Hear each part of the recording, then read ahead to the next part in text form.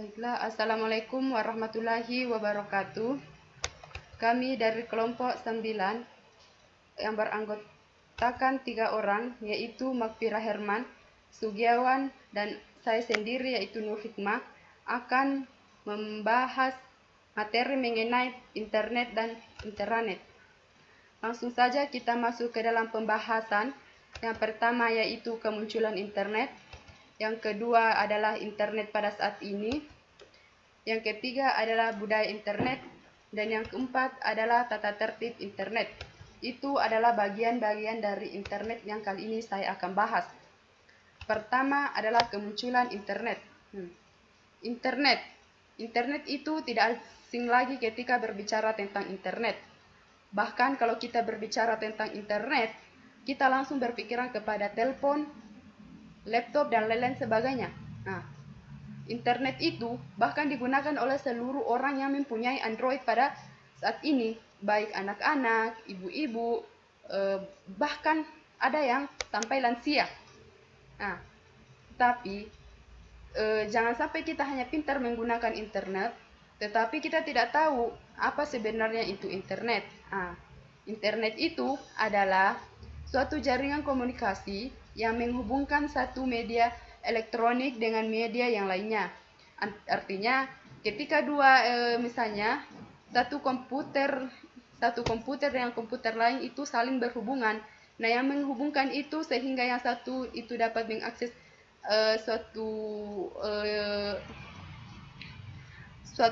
sesuatu ke internet itu adalah dinamakan internet.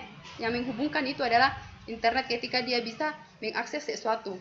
Kemudian, standar teknologi pendukung yang dipakai secara global adalah transmisi protokol, kontrol protokol atau internet protocol suite yang disingkat sebagai istilah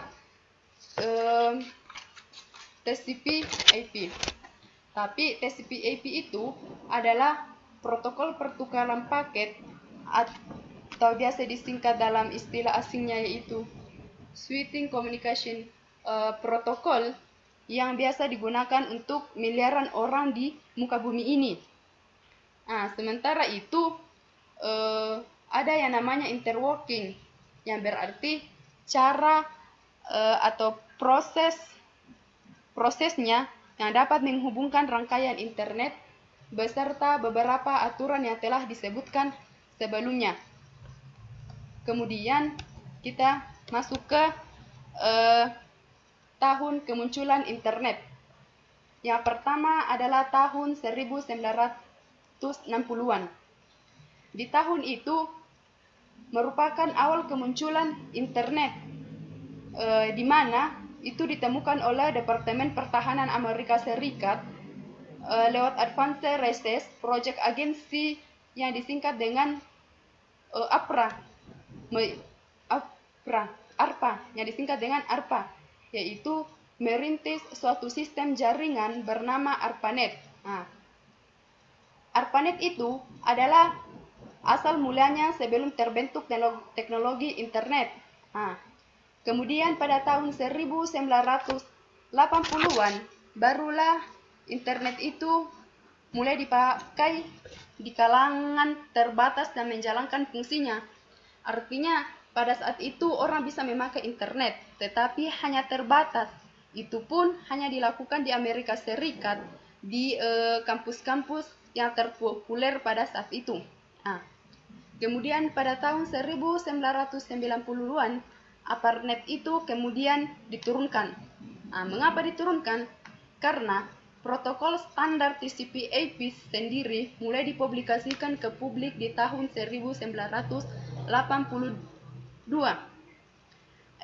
Pada saat itu, adanya domain yang mulai dipakai di 4 tahun setelahnya.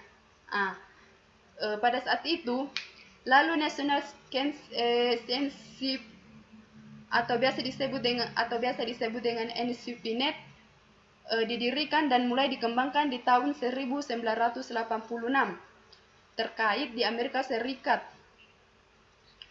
Pada saat itu, dia akan menggantikan peranan ARPANET sebagai suatu wadah riset.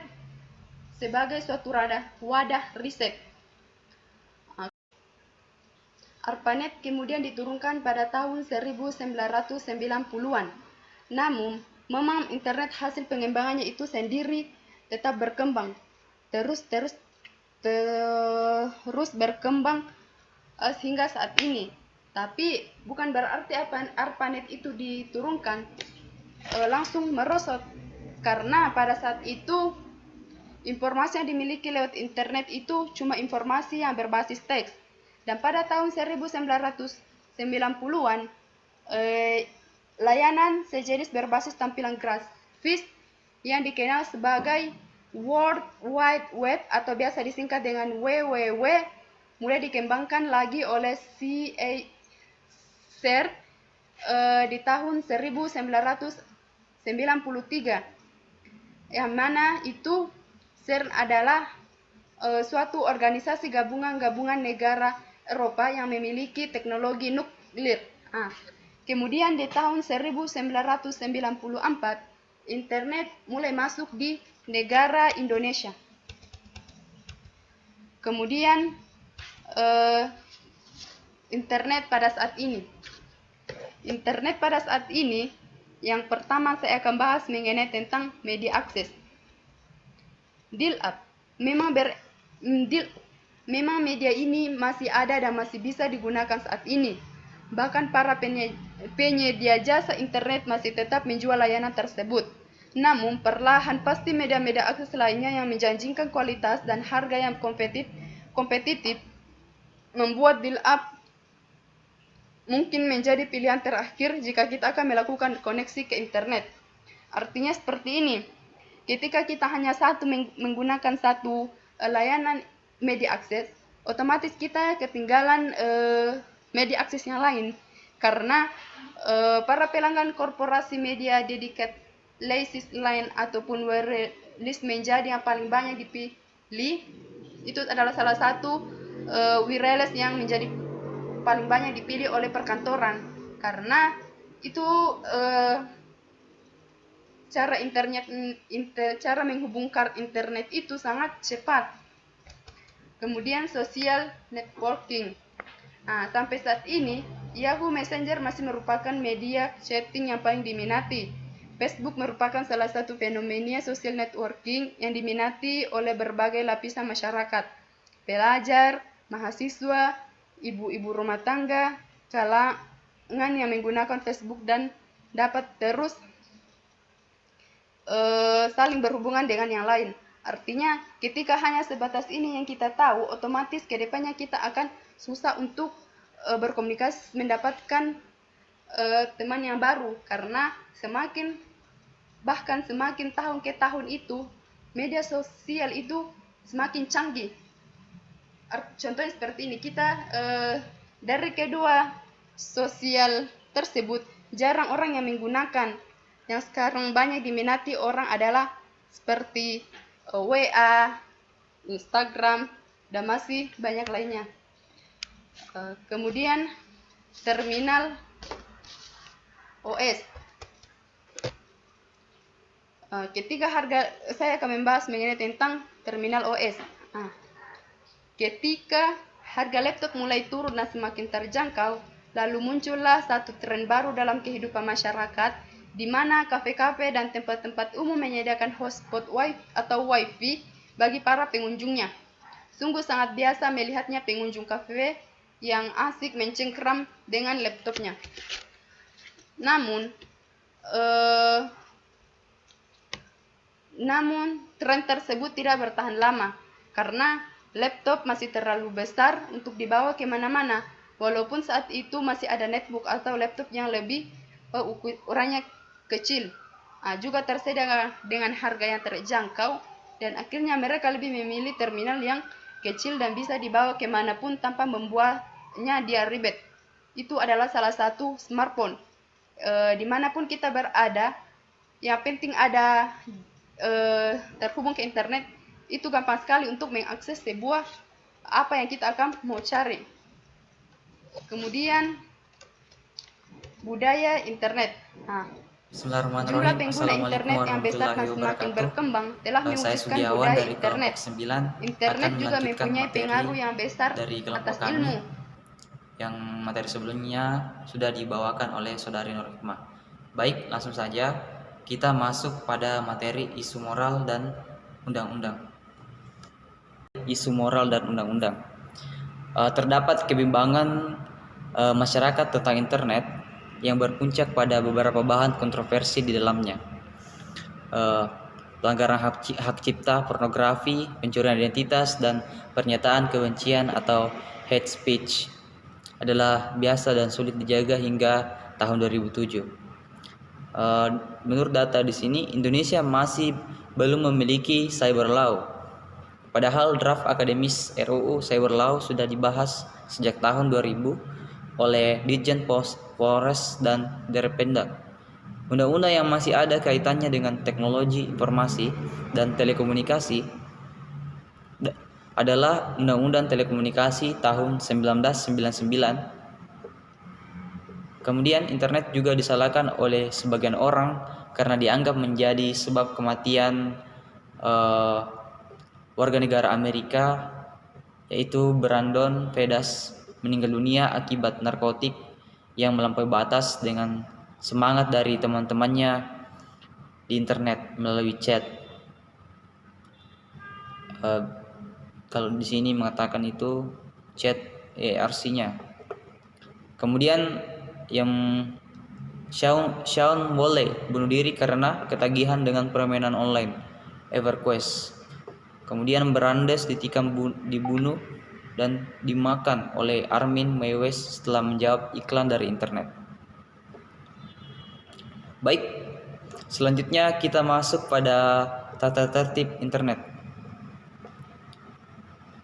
Sama seperti halnya sebuah komunitas, internet juga memiliki tata tertib. Di internet yang dikenal dengan nama netiquette atau dalam bahasa Indonesia dikenal sebagai istilah netiquette. Untuk di Indonesia sendiri, selain tata tertib sosial di internet, juga diberlakukan peraturan undang-undang IT. Netiquette merupakan etika dalam menggunakan internet. Internet sebagai sebuah kumpulan komunitas diperlukan aturan yang menjadi acuan orang-orang sebagai pengguna internet, di mana aturan ini menyangkut batasan dan cara terbaik dalam memanfaatkan fasilitas internet. Sebenarnya netiquette ini adalah hal yang umum dan biasa, sama halnya dengan aturan-aturan biasa ketika memasuki komunitas umum di mana informasi sangat banyak dan terbuka.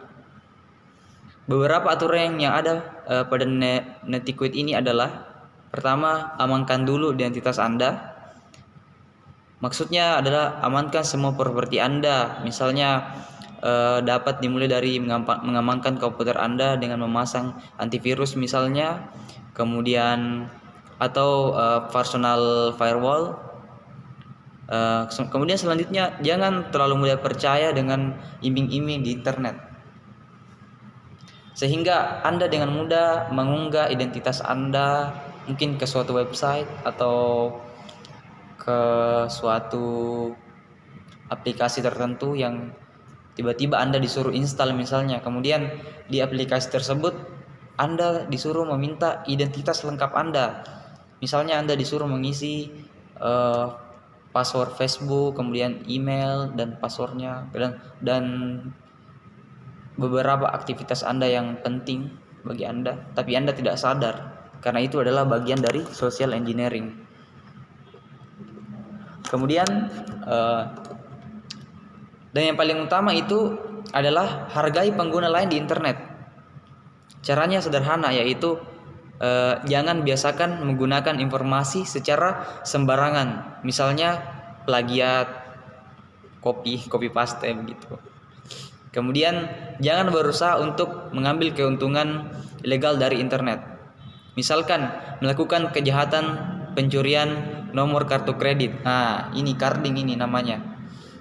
Kalau dalam dunia cyber itu kejahatan cyber dinamakan carding atau mengambil uang orang dari ATM orang lain tanpa sepengetahuan orang tersebut. Dan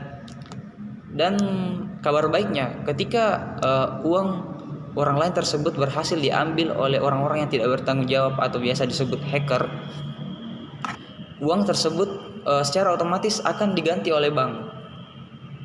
Nah, uang tersebut tidak akan hilang karena jadi yang dirugikan di sini sebenarnya bukan orangnya, tapi yang dirugikan adalah pihak bank ketika para peretas, para hacker berhasil membobol kartu kreditnya misalnya dan mengetahui PIN-nya serta passwordnya. Kemudian dia berhasil masuk dan meretas, kemudian dia mencairkan beberapa uangnya. Nah, dan itu akan diganti oleh pihak bank secara otomatis kalau dia melapor misalnya. Kemudian selanjutnya di sini next, jangan berusaha mengganggu privasi orang lain dengan mencoba mencuri informasi sebenarnya terbatas. Misalnya kita berusaha untuk membobol komputer seseorang atau HP seseorang dengan menggunakan teknik social engineering misalnya, yaitu SQL injection. Ya, itu SQL injection adalah salah satu tool yang digunakan oleh para hacker untuk mengelabui para korbannya, yaitu dengan mengirimkan spam misalnya di email atau di bukan hanya melalui email, melalui SMS dengan SQL injection.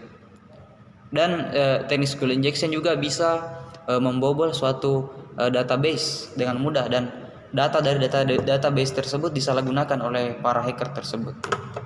Kemudian selanjutnya, jangan menggunakan huruf kapital terlalu banyak karena menyerupai kegiatan teriak-teriak pada komunitas sesungguhnya. Nah, di sini maksudnya adalah kita tidak boleh melakukan spam pada sosial media. Misalnya kita dalam sehari kita memposting ratusan postingan misalnya dengan spam teman kita misalnya di Facebook atau di Instagram. Satu hari itu kita kerjanya cuma posting doang gitu.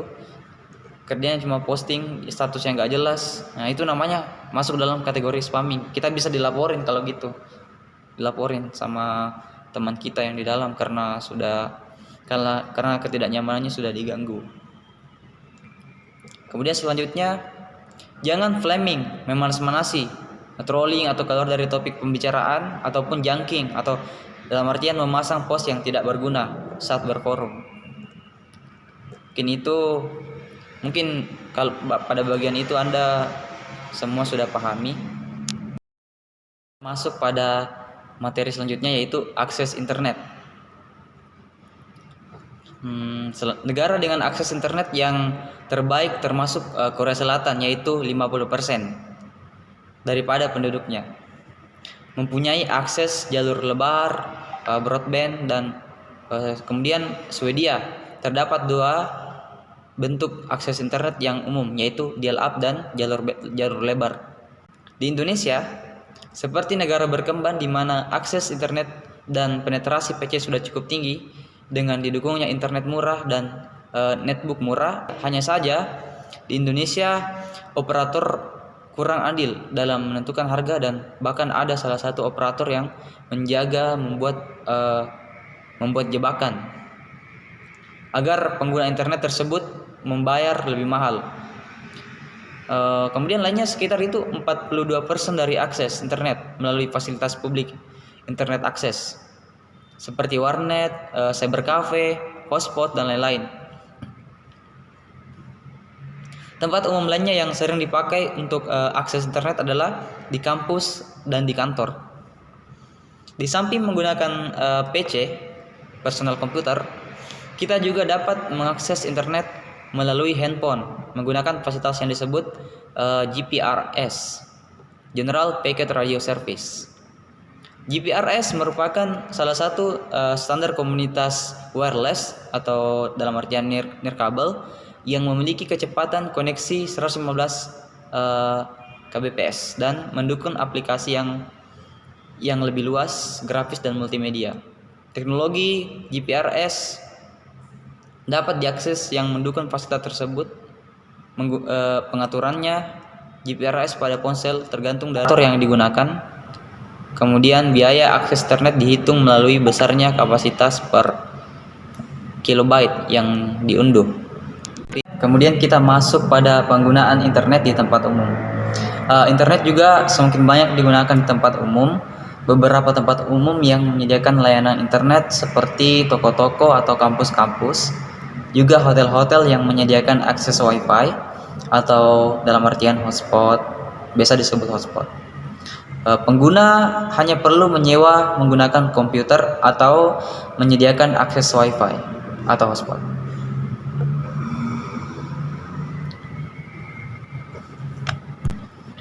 Pengguna hanya perlu menyewa menggunakan komputer atau membawa laptop, notebook, dan PDA yang mempunyai teknologi wifi untuk mendapatkan akses internet melalui akses point hotspot area. Koneksi diberikan secara free atau dengan membeli voucher. Pertama pasti memesan kopi terlebih dahulu biar dapat vouchernya. Kemudian terdapat juga tempat awam yang menyediakan pusat akses internet seperti warung internet atau bisa disebut warnet, kemudian internet cafe, kios internet, public access terminal, dan telepon web, di mana pengguna hanya perlu menyewa pengguna komputer untuk beberapa waktu. Kemudian kita masuk pada materi teknologi koneksi internet. Yaitu ada berbagai macam tipe koneksi ke internet. Keuntungan ADSL adalah memberikan kemampuan akses internet berkecepatan tinggi dan suara fax secara simultan di sisi pelanggan dengan menggunakan splitter untuk memisahkan saluran telepon dan saluran modem. Kemudian yang ketiga yaitu LAN, kecepatan akses internet LAN. Salah satu cara untuk terhubung ke internet adalah dengan menghubungkan komputer ke jaringan komputer yang terhubung ke internet. Local Area Network atau biasa disingkat LAN adalah jaringan komputer yang jaringannya hanya mencakup wilayah kecil. Saat ini kebanyakan LAN berbasis pada teknologi IEEE 802,3 menggunakan switch yang mempunyai kecepatan transfer data 10,100 atau 1000 meter bit per second, 1000 mbit per second. Kemudian selanjutnya itu yang keempat, TV kabel, kecepatan akses internet. Jaringan TV kabel ini dapat dipakai untuk koneksi ke internet dengan kecepatan maksimum 27 Mbps downstream, kecepatan download ke pengguna, dan 2,5 Mbps upstream, kecepatan upload dari pengguna. Agar dapat menggunakan modem kabel, komputer harus dilengkapi dengan kartu Ethernet card. Di dalam jaringan rumah kabel dari TV kabel menggunakan kabel koaksial dan dipasang sebuah pemisah saluran splitter kabel. Kemudian setelah kabel dari jaringan kabel network melewati splitter, kabel tersalur dalam dua saluran, satu ke TV dan satu lagi ke modem kabel. Dari modem kabel baru menuju kartu Ethernet dan kemudian ke komputer. Materi selanjutnya yaitu intranet. Intranet adalah sebuah jaringan privat atau private network yang menggunakan protokol internet TCP/IP untuk membagi informasi rahasia perusahaan atau operasi dalam perusahaan tersebut kepada karyawannya. Kadang-kadang istilah intranet banyak merujuk kepada layanan yang terlihat yakni situs web internal perusahaan. Istilah intranet kadang-kadang merujuk kepada layanan yang terlihat, misalnya situs web internal perusahaan. Untuk membangun sebuah intranet, maka sebuah jaringan haruslah memiliki beberapa komponen yang membangun internet, yakni protokol internet atau protokol TCP/IP dan protokol lainnya. klien dan juga server. Kemudian protokol HTTP dan beberapa protokol internet lainnya, yaitu FTP, POP3 atau SMTP. Umumnya merupakan komponen protokol yang sering digunakan. Umumnya, sebuah intranet dapat dipahami sebagai versi pribadi dari sebuah internet atau versi pribadi dari jaringan internet, atau sebagai sebuah versi dari internet yang dimiliki oleh suatu organisasi. Baik teman-teman, pada materi selanjutnya akan dibawakan oleh saudari Makfirah Herman. Cukup sekian dari saya. Saya akan melanjutkan presentasi dari teman saya, yaitu fungsional dan implementasi intranet. Di mana sebelumnya teman saya telah menjelaskan apa itu intranet, jadi saya tidak akan membahasnya lagi. Jadi fungsi intranet itu ada 5. Yang pertama, dengan adanya intranet ini, peningkatan produktif kerja akan terjadi. Dengan adanya intranet, tiap-tiap orang dalam organisasi bisa mendapatkan informasi untuk menunjang peran mereka dalam perusahaan tersebut. Kemudian yang kedua, efisiensi biaya serta waktu. Dengan produktif kerja yang semakin baik, pemanfaatan waktu juga akan semakin efektif. Kemudian yang ketiga, memudahkan komunikasi. Intranet ini membantu pada proses komunikasi antara divisi-divisi dalam perusahaan tersebut, antar bos dengan karyawan ataupun dengan yang lainnya, secara horizontal maupun vertikal. Kemudian yang keempat, operasi serta manajemen. Intranet ini membantu pada proses operasional dalam mengambil suatu keputusan dalam suatu organisasi. Kemudian yang kelima, kerangka perubahan budaya kerja. Tiap orang dalam organisasi perusahaan itu dapat terhubung serta bekerja sama secara online, sehingga akan menimbulkan berbagai ide untuk kemajuan organisasi. Jadi, semisal dalam suatu waktu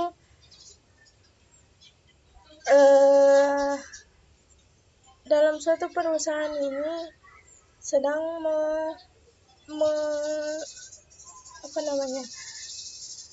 melakukan sebuah meeting, namun tempat dan waktunya tidak memungkinkan, maka kita bisa melakukan itu secara umum. Berikutnya, implementasi dan karakteristik intranet.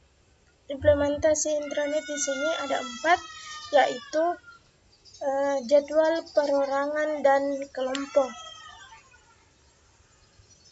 Kedua, pesan diterima ketika keluar. Manajemen informasi bagi perorangan dan kelompok. Kemudian transfer dokumen secara langsung. Dengan adanya ini, maka pengimplementasian dari keempat ini lebih mudah untuk dilakukan. Kemudian jenis pemanfaatan intranet. Dalam pemanfaatan intranet dalam suatu organisasi dibagi atas menjadi 3, yaitu Human Resource Service, Material and Logistics Service, kemudian Information System Terima kasih. Service.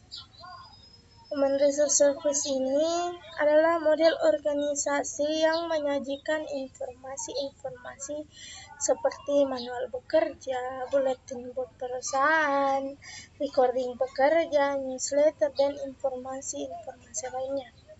Di mana dalam informasi manual bekerja ini, kita bisa mendapatkan informasi-informasi mengenai tata tertib yang ada pada perusahaan tersebut, bagaimana petunjuk kerja dalam perusahaan tersebut, informasi-informasi yang penting dan bagaimana prosedur dalam pembelian atau pengeluaran barang pada perusahaan tersebut. Kemudian buletin buat perusahaan. Dalam buletin buat perusahaan ini kita bisa mendapatkan informasi-informasi pengumuman seperti pengumuman pekerjaan, jadwal kerja, yang mungkin jadwal kerja tersebut dari sebelumnya akan bertambah atau berkurang, atau jam kerjanya ditambah atau berkurang, jadwal kegiatan ekstra seperti jadwal baru, jadwal yang akan dilaksanakan oleh perusahaan tersebut. Kemudian record pekerja. Dengan adanya record pekerja ini, data kepegawaian itu akan diketahui dengan baik karena semua di-record. Waktu kerja, kehadiran, jam berapa mereka datang, jam berapa mereka pulang, mereka hadir atau tidak, semua itu di-record. Kemudian newsletter, berita-berita penting seperti adanya jadwal-jadwal tertentu atau adanya kegiatan-kegiatan tertentu dalam perusahaan. Kemudian informasi Human Resource Department seperti informasi ketika pegawai dipecat atau dipindahkan, dipromosikan, atau adanya pelatihan karyawan. Kemudian material and logistic service. Dalam modul ini organisasi kerja pada perusahaan ini dapat berupa toko, cleaning service, pekerja-pekerja seperti itu. Dengan ini, material logistik service ini menyajikan listing peralatan atau servis yang disediakan. Kita bisa mengetahui peralatan apa saja yang disediakan atau servis apa saja yang ada dalam perusahaan tersebut. Kemudian image and click. Ketika kita mengklik sebuah gambar yang tertera pada papan informasi atau apapun sejenis itu, maka kita akan mendapatkan fasilitas seperti penjelasan tentang gambar yang kita sentuh. Semisal kita menyentuh ruangan kantor, ini akan dijelaskan bahwa kantor ini punya siapa, untuk apa, seperti itu. Kemudian image map, dengan ini dia akan menerangkan apa-apa saja yang ada dalam suatu perusahaan tersebut. Kemudian suatu form dapat diisi digunakan untuk mencari informasi mengenai order katalog dan lainnya. Kemudian informasi sistem. Model intranet ini digunakan untuk menyediakan informasi seperti komputer-komputer para staf, jumlah komputer yang aktif, bagaimana komputer-komputer para staf tersebut. Kemudian informasi yang dibutuhkan user, seperti pengetahuan yang belum dimiliki oleh user tersebut, di mana kan setiap user memiliki pengetahuan yang berbeda-beda.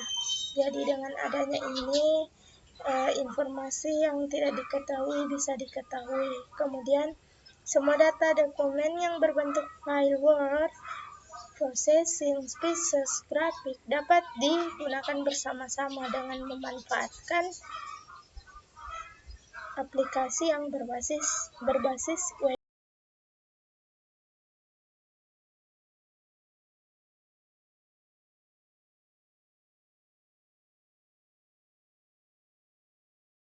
Komponen-komponen pembentuk intranet. Dalam sebuah intranet memiliki 7 pembentuk, yaitu aplikasi browser. Aplikasi browser ini seperti Google Chrome, Mozilla Firefox, Opera Mini, web browser dan lain-lain. Kemudian komputer server. Komputer server di sini ya komputer para bawahan misalnya. Kemudian perangkat jaringan, protokol TCP/IP, bahasa pemrograman di sini seperti Java, HTML, C, C++, kemudian komputer klien yang berada di bawah server. Maaf, tadi server adalah komputer atasan yang mengkoordinir semua klien. Kemudian perangkat bantu pengembang untuk manajemen lokal. Kemudian model-model di dalam sebuah organisasi itu dibagi menjadi 3. Yang pertama, model tersentralisasi. Model ini bersifat top-down, turun, di mana dalam model ini hanya ada satu web service yang dikelola secara khusus oleh unit khusus organisasi. Seluruh web page, dokumen, form, dan lain-lain. Model tersentralisasi ini memiliki kelebihan bentuk dokumennya itu standar. Jadi, kita dapat dengan mudah melakukan suatu administrasi. Namun kekurangannya, sistem ini kurang terdistribusi, pengembangan sentralisasinya lambat karena faktor birokrasi. Jika komputer server rusak, maka dokumen dan sistem-sistem lainnya tidak akan bekerja. Jadi semua tergantung dengan komputer server tersebut. Kemudian model desentralisasi. Model ini adalah model yang dimana setiap anggota organisasinya itu boleh men-set up web tersebut dan boleh mencantumkan informasi apa saja. Pemasangan web service ini bisa dilakukan pada berbagai jenis mesin, PC, Mac, maupun Unix. Jadi kelebihan dari model desentralisasi ini, user yang men-setup mesin adalah orang-orang yang paling mengetahui tentang informasi di bidangnya. Jadi tidak ditentukan siapa yang bisa menyajikan informasi. Kemudian kekurangannya, karena terlalu mudah diinstal, maka cenderung menjadi tidak terorganisasi dengan baik. Kemudian model campuran. Model campuran ini adalah gabungan dari model sentralisasi dan desentralisasi. Kita bisa menggunakan salah satunya dan bisa mencocokkan yang mana lebih efektif untuk digunakan.